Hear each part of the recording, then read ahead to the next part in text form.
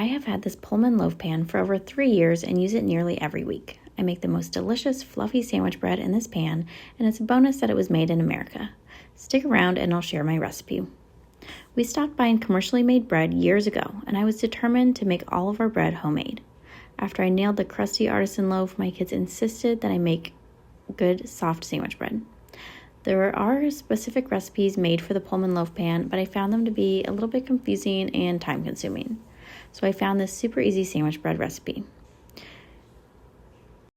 You'll start by mixing a 1/4 cup milk, 1 cup warm water, 2 1/4 teaspoons yeast, and 2 tablespoons sugar in your mixer. Cover it and let it sit for about 10 to 15 minutes.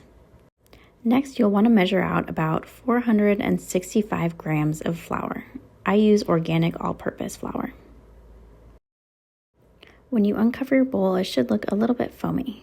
Next, you're going to add 4 tablespoons of butter and 1 1/2 teaspoons of salt.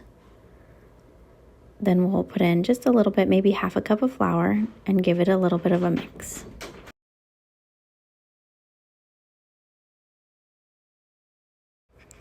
Add the remaining flour and mix for about 8 minutes.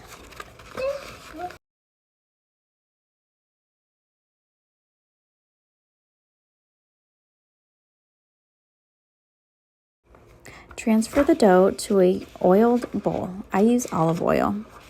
And then you're going to roll your dough around so it's totally covered in oil, and then just put a clean towel on top of it.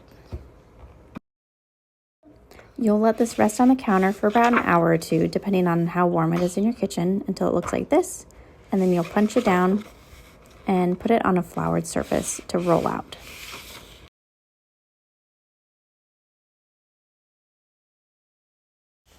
Give it a quick knead, and then I like to cover mine with a towel and walk away for a few minutes just to let the gluten calm down for a little bit.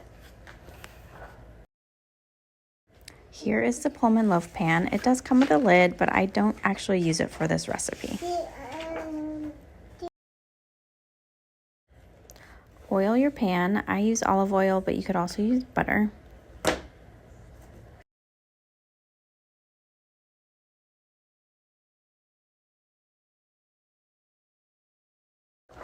And then you'll roll your dough out until it's at least as long as the pan. Give it a little roll, put it in the pan, and cover it with your towel again. It's going to rest for about another hour. After it's rested for another hour, it should look like this. I put it in the oven for 350 degrees for about 45 to 47 minutes. I do put a pan on top just so it doesn't brown too fast.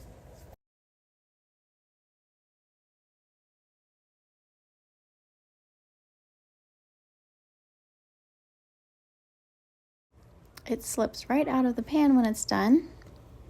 And then I like to wait until it cools down a little bit before I make my first slice, but you end up with this beautiful, fluffy, and delicious sandwich bread. Happy baking!